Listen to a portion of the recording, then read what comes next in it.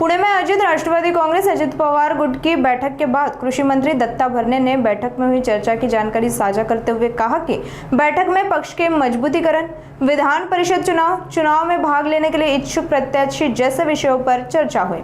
आगे भरने ने यह भी स्पष्ट किया कि पुणे विधानसभा चुनाव एनसीपी अजित पवार गुट महायुति के माध्यम से लड़ेगा।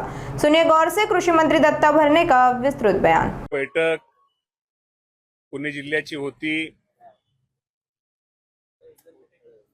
आमचे सर्वांचे नेते, दिवंगत नेते अजितदादा पवार साहेब, खरं तर ते नेहमी ही बैठक आयोजित करायचे, परंतु आज आपल्या राज्याचे उपमुख्यमंत्री सुनेत्रावहिनी पवार यांनी जिल्ह्यातील आजी माजी आमदार आणि प्रमुख फक्त पदाधिकारी यांची ही बैठक आयोजित केली होती। आणि या बैठकीमध्ये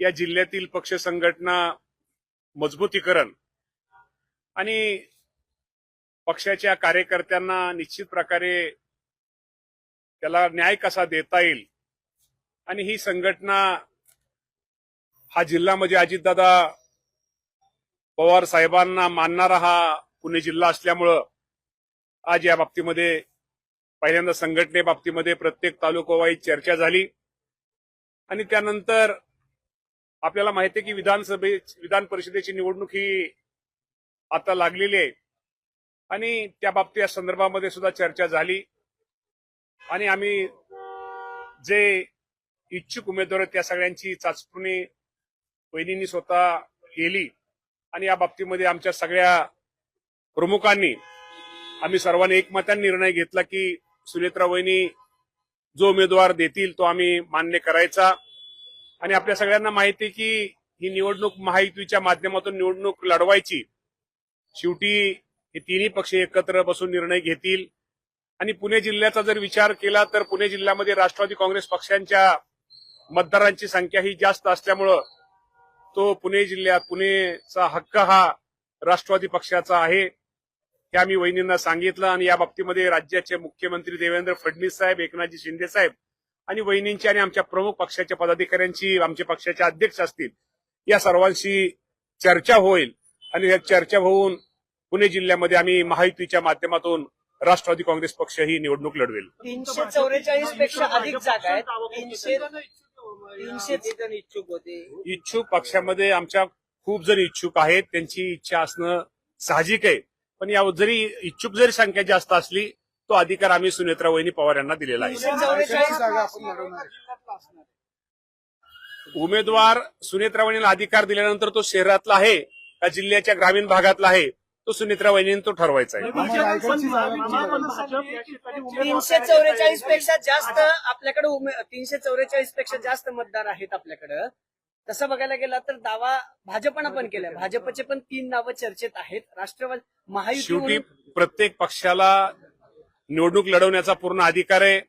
शेवटी प्रत्येकाला निवडणुकीसाठी इच्छुक असणं, पक्षाचे निवडणूक असणं काय चुकीचं नाहीये, पण जरी असलं तर शेवटी ह्या इथं जिल्ह्याचा जर विचार केला मध्ये तर इथं मतदारांची संख्या ही राष्ट्रवादी काँग्रेस पक्षाची जादा असल्यामुळं हा इथला हक्क हा राष्ट्रवादी काँग्रेस पक्षाचा आहे। रायगडच्या जागेवर शिंदे गटांनी दावा ठीक आहे, या बाबतीमध्ये मी तुम्हाला मगाशी सांगितलं, या बाबतीमध्ये रायगडचा असू दे किंवा राज्यातला कुठला निर्णय असू द्या, हा निर्णय हा वरिष्ठ महायुतीचे आमचे सगळे जे प्रमुख आहेत तो निर्णय घेतील, परंतु ही पुण्याची जागा ही राष्ट्रवादी काँग्रेसला मिळेल। परभणीवरून एक अफवा 7-12 असल्याशिवाय पेट्रोल दिलं जाणार नाही। परभणीमध्ये मी मगाशी तुम्हाला सांगितलं की इथं 7-12 असल्यावर डीजे वगैरे हे अत्यंत चुकीचं आहे। या बाबतीमध्ये आम्ही सगळ्या कलेक्टरांना सूचना देण्यात येतील। खरं तर मी आपल्या माध्यमातून माझ्या राज्यातील शेतकरी बांधवांना कळवू इच्छितो की खरंच आजही राज्यामध्ये पेट्रोलचा आणि डिझेलचा साठा हा व्यवस्थित आहे। विनाकारण कुणीतरी अफवा पसरवतं, त्यामुळे पेट्रोल पंपावरती रांगा लागतायत आणि त्यामुळे 20% खप हा सेल हा वाढलेला आहे। त्यामुळे विनाकारण ह्या गैरसमजुतीमुळे हा सेल रांगा लागतायत। कुणाही रांगा लावायची गरज नाही। कालच या राज्याचे मुख्यमंत्री देवेंद्र फडणवीस साहेबांनी सगळ्यांना आश्वासित केलेले, जाहीर केलेले की डिझेल पेट्रोलचा साठा आपल्या राज्यामध्ये व्यवस्थित आहे। संजय शिरसाट म्हणतात राष्ट्रवादीचे काही आमदार त्यांच्या संपर्कात खरंच अशी काही आहे का? संजय शिरसाट खूप मोठे आहेत नेते, त्यामुळे ते काय म्हणतात हे मी त्यांच्यावरती मी पण म्हणू शकतो ते कोण असं हे म्हणणं चुकीचं आहे. सेनेचे काय आमदार संपर्क मी असं म्हणणं चुकीचं आहे. असं कुठलाच आमदार कोणाच्या संपर्कामध्ये नाहीये. आणि संपर्क शेवटी महायुती म्हणून आम्ही सगळे एकत्र आहोत. समजा एखादा मी एकनाथ शिंदे साहेबांकडे गेलो, मी देवेंद्र फडणवीस साहेबांकडे गेलो किंवा संजय शिरसाट सुनेत्रावहिनी पवारांकडे आले, याचा अर्थ कोण कुठं पक्षात जातो असं नाहीये. आम्ही सगळे बरोबर आहेत.